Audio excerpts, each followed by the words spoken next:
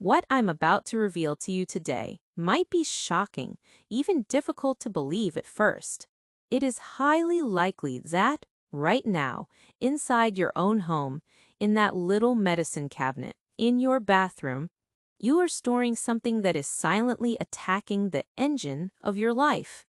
I'm talking about the most vital and hardest working organ in your body, your heart. Allow me to formally introduce myself for those joining us for the first time. I am Dr. Elena Ross. At 45, I have dedicated more than 2 decades of my life to cardiology and internal medicine. I have spent thousands of hours in intensive care units and consultation rooms, and I have watched people who considered themselves perfectly healthy arrive at my unit with severe cardiac damage. The most painful part is that, in many cases, that damage was not caused by a genetic disease or a careless lifestyle, but by medications they can trusted completely. We are not talking about strange substances, experimental drugs, or high-cost treatments. I am referring to that pain pill you took this morning for your back, the antacid capsule you took with your coffee, or even that cold syrup you bought at the corner drugstore last week without a second thought. What I am going to share with you challenges the common narrative about the absolute safety of over-the-counter and prescription medications. Large pharmaceutical corporations rarely emphasize these risks, and many medical colleagues overlook the devastating connection between these drugs and long-term cardiovascular health. But I have witnessed it personally, patient after patient, diagnosis after diagnosis. That's why I have decided I can no longer remain silent. My commitment to life is greater than any protocol.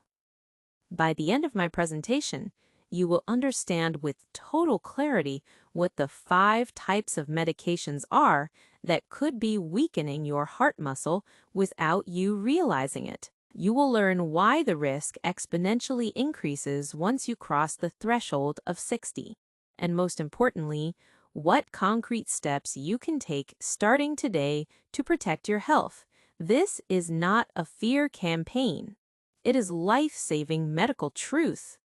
I ask that you stay with me until the end, because what you learn today has the real potential to add years of quality to your existence. We will begin our analysis with the medications found in almost every home medicine cabinet, non-steroidal anti-inflammatory drugs, technically known as NSAIDs. Names like ibuprofen, naproxen, and diclofenac are common allies in combating lower back pain or arthritis stiffness. While their effectiveness in reducing pain is undeniable, there is a dark truth. Taking them regularly after age 60 is a high-risk gamble for your cardiovascular health. Since 2005, authorities like the FDA have warned about the link between these drugs and the risk of heart attacks or strokes. Nevertheless, many patients continue to consume them without caution. To illustrate this, I recall Charles, a 74-year-old patient passionate about his garden. To mitigate his knee pain, he used naproxen daily. One afternoon, extreme exhaustion and shortness of breath brought him to my emergency room with severely swollen ankles. The diagnosis was acute heart failure. His heart, under the cumulative effect of that harmless pill, simply couldn't bear the load. Why does this happen? NSAIDs act insidiously by blocking enzymes that protect the kidneys and blood vessels, triggering 2 critical processes. First, they cause excessive salt and water retention. Imagine your heart as a hydraulic pump. If the volume of fluid in the pipes increases drastically, the pump must work at maximum capacity to move the excess. While a young heart usually tolerates this stress, a heart over 60, which may already have stiffness or hypertension, can collapse under this fluid overload. Second, these drugs can constrict blood vessels, raising blood pressure. Even in people with no prior history of hypertension, constant use can spike levels. Worse still, for those already taking medication for high blood pressure, NSAIDs can neutralize their protective effect, dangerously and silently elevating pressure. We must understand that the risk escalates with dose and duration. Diclofenac and high doses of ibuprofen, around 2,400 milligrams daily, show the most severe connection to cardiac damage, although low-dose naproxen appears to be more tolerable. The danger never completely disappears. Furthermore, here is a fact that often shocks my patients. If you take low-dose aspirin to protect your arteries, ibuprofen can cancel out that protective benefit, leaving you vulnerable to clot formation. What is the path forward? It's not about resigning yourself to physical suffering, but about maintaining a transparent dialogue with your doctor. Ask, considering my history, what is the safest option for my pain? We have valuable alternatives, such as acetaminophen, which tends to be kinder to the cardiovascular system, or local-action anti-inflammatory gels that minimize systemic absorption. If the use of an NSAID is unavoidable, the rule I always emphasize in my clinical practice is clear. Use the minimum necessary dose for the shortest possible time. Your heart has worked tirelessly for decades and deserves for us to make informed decisions to protect its vitality. Now we come to the fourth item on our list, and I assure you this one will surprise you. I am referring to proton pump inhibitors, PPIs, known by names like omeprazole, pantoprazole, or lansoprazole. These are among the most prescribed medications consumed by millions of people every morning to combat reflux or to protect the stomach from other drugs. But here lies a bitter paradox. The medication that is supposed to protect you could be opening a back door to a greater danger for your heart. Let me share the case of Martha, age 69. Martha started taking omeprazole years ago due to chronic reflux. Her doctor told her she should take it for life. Her heartburn disappeared, but during a preventive checkup with me, her electrocardiogram showed unusual patterns. Blood tests revealed the hidden cause. Her magnesium levels were dangerously low. Magnesium is, in simple terms, the guardian of your heart's rhythm. It is the mineral that ensures constant and orderly electrical activity. When it is scarce, the heart becomes electrically unstable, like an orchestra without a conductor, which can trigger dangerous arrhythmias. The cause of Martha's deficiency, the chronic and unsupervised use of omeprazole. PPIs fulfill their function by reducing stomach acid, but that acidity is fundamental for the body to absorb vital nutrients, such as magnesium. By suppressing acid long-term, magnesium absorption collapses. But the medical concern does not stop there. Several observational studies have found a troubling association between prolonged PPI use and an increased risk of a heart attack. One of the most accepted theories suggests that these drugs could reduce nitric oxide levels in the body. Nitric oxide is an essential molecule that keeps our blood vessels flexible and relaxed. When its levels drop, arteries become rigid, setting the perfect stage for a heart attack. Although the scientific debate over direct causality continues, the correlation is too strong to be ignored by us cardiologists. Furthermore, omeprazole can specifically interfere with vital medications like clopidogrel, an antiplatelet drug we prescribe after a heart attack, making it less effective and leaving the patient vulnerable to a new event.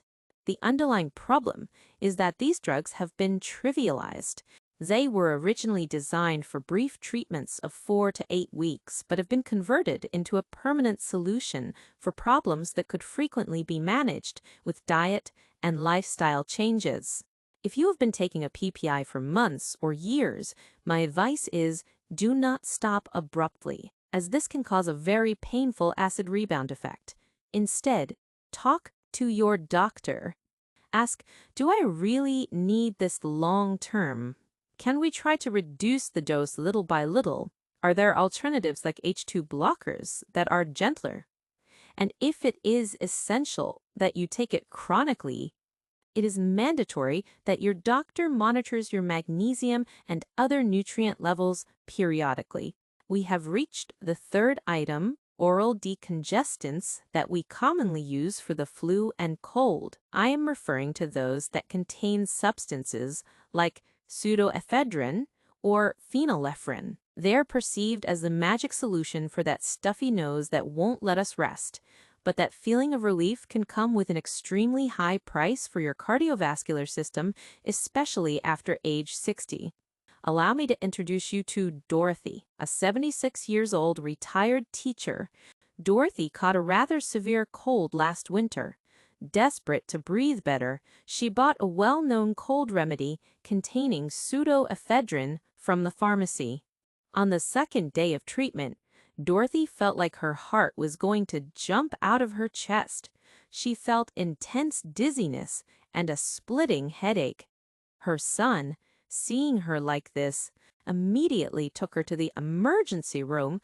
When I received her, her blood pressure was through the roof, and she had developed an atrial arrhythmia. That decongestant, which seemed harmless, had pushed her to the brink of a hypertensive crisis. Why does this occur? Pseudoephedrine and phenylephrine are potent vasoconstrictors. Their main function is to narrow blood vessels, to reduce inflammation in the nasal tissues so air can pass easily. The problem is that the medication doesn't know it should only act in your nose. Once it enters your bloodstream, it travels throughout the entire body, constricting vessels everywhere. This generates two direct and dangerous consequences. First, by narrowing the arteries, your heart must pump against much greater resistance. It's like trying to force the same amount of water through a hose that someone is squeezing hard. The internal pressure explodes. This can trigger an extremely dangerous blood pressure spike, even in people who previously had normal levels. Second, these drugs act as stimulants similar to adrenaline. They make the heart beat much faster and occasionally erratically. If you already have a heart that is more sensitive to stimuli due to age, this additional excitation can completely destabilize it. Recently, health authorities in Europe have again focused attention on pseudoephedrine due to its link with rare but very serious syndromes involving the constriction of blood vessels in the brain. This only demonstrates the power this drug has over our entire body. The great danger here is that these medications are available over the counter. People buy them without reading the fine print and without considering the underlying risks. If you are over 60 and suffer from hypertension or any heart condition, my professional recommendation is to avoid them completely. There are much safer alternatives for relieving congestion: saline, nasal sprays, the use of humidifiers in the room, or, if necessary, corticosteroid nasal sprays that act only locally on the nasal mucosa, without affecting your pressure or heart rhythm. Don't let temporary relief for your nose turn into an emergency for your heart. At number 2, we enter a delicate but vital area: mental health. I am referring to an older class of antidepressants that, although they have been surpassed in many respects by newer drugs, are still frequently used. Sometimes for depression and often for managing chronic pain. I am talking about tricyclic antidepressants, with names like amitriptyline, or imipramine. It is fundamental to understand that depression itself is a risk factor for heart disease. Therefore, treating it is not optional. It is a medical necessity. However, the how we treat it is where the difference between health and risk lies. Consider the case of George, age 79. George suffered from terrible neuropathic pain in his feet due to diabetes. His doctor prescribed a low dose of amitriptyline to help him sleep and calm the pain. The medication served its function for the pain, but George started noticing that he felt very dizzy every time he got up from his favorite armchair. One day, getting up quickly to answer the phone, he fainted and suffered a fractured hip. The cause was the amitriptyline, which triggered what we call orthostatic hypotension, a sudden and severe drop in blood pressure upon changing position. But the risks don't end with falls. These drugs can accelerate the resting heart rate, which represents constant stress for a heart that has already worked hard for 8 decades. And what is most concerning for us specialists, tricyclics can interfere with the heart's electrical system, causing impulses to travel slower on an electrocardiogram. This translates into a prolongation of the QT interval, which increases the risk of very serious ventricular arrhythmias that can lead to sudden death. For all these reasons, tricyclics are no longer usually the first option for treating depression in older adults. Today, we have newer generation antidepressants that are significantly safer for the heart. Nevertheless, they persist in prescriptions for chronic pain or fibromyalgia. If you or a loved one is taking one of these drugs, it is imperative that you discuss it with your doctor. Ask if other safer options have been exhausted. Make sure your blood pressure and heart rhythm are being monitored regularly. Mental and physical health are two sides of the same coin. We must ensure that the treatment of one is not destroying the integrity of the other. Finally, we come to number 1 on our list. This is, without a doubt, the most controversial and currently debated point in medical science. But I consider it my duty as a doctor to share the growing concern that exists in our community. I am talking about calcium supplements. Yes, you heard correctly. Those pills that millions of people, especially women, take every day with the intention of protecting their bones from osteoporosis. For decades, the public health message was unanimous. Take calcium for strong bones. However, in recent years, large-scale studies have begun to question the safety of these supplements for the heart's arteries. Allow me to relate the story of Susan, age 71.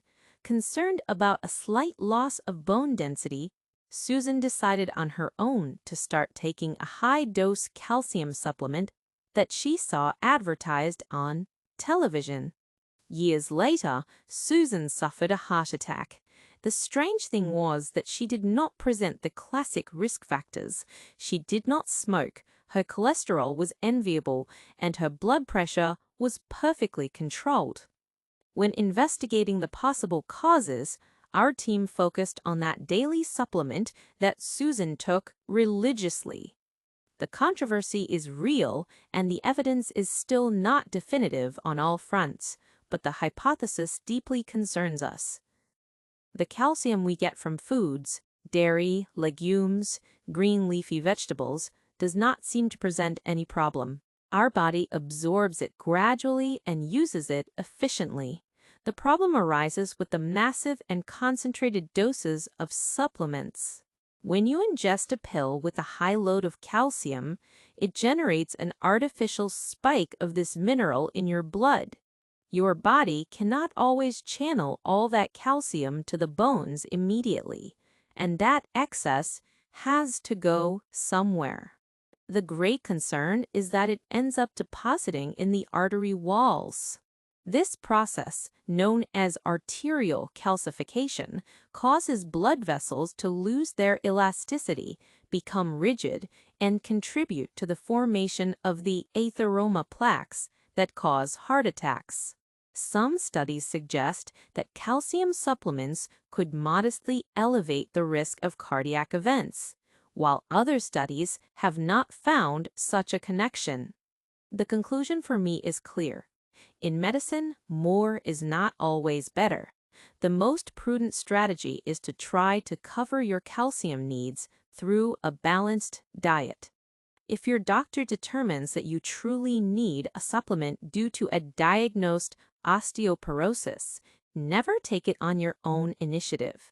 It must be a thoughtful medical decision that balances your bone health with your particular cardiovascular risk. Today, we have unveiled the lesser-known side of 5 common medications: anti-inflammatories, gastric protectors, decongestants, certain antidepressants, and calcium supplements. My main message is not panic. Under no circumstances should you abruptly stop taking your medications. My goal today is empowerment. You now possess valuable information. You know that pill for your knee might be overloading your heart. You know your stomach protector could alter your heart rhythm. You know a cold remedy could be a blood pressure bomb. Use this knowledge to be active and educated participants in your healthcare. The next time you visit your doctor, go prepared. Take a complete list of everything you ingest and ask direct, courageous questions. Doctor, I have learned that this medication could have risks for my heart at my age. Is this still the best option for me? Are there alternatives with fewer side effects? What values should we monitor? Remember that every treatment is a balance between benefits and risks that changes as we age. Your heart deserves exquisite care. Don't take any medication for granted, no matter how common it seems. Before I sign off, I would love to read your experiences in the comments. Your stories can help other members of our community. Which of these medications do you use frequently? To conclude, allow me to offer a vital note of caution. What we have discussed today is general knowledge based on research. It should in no way be considered a replacement for the diagnosis or treatment plan that your personal physician has. Designed for you, it is crucial that you never interrupt, suspend, or adjust the dosage of any prescribed medication without first consulting and obtaining approval from your doctor. My invitation is for you to take this information and turn it into a powerful tool for dialogue in your next medical consultation. Protecting your heart doesn't just consist of avoiding chemical dangers, but in choosing powerful natural allies. There is a secret that my patients discover with astonishment. The most effective medicine for a healthy pressure is not in the pharmacy, but in your own kitchen. I have designed a special guide where I reveal the exact food that acts as a natural shield, giving you back vitality without secondary risks. If you want to take control of your health in the simplest and most delicious way, click now on the best food to easily lower blood pressure. I'll see you there to continue our mission.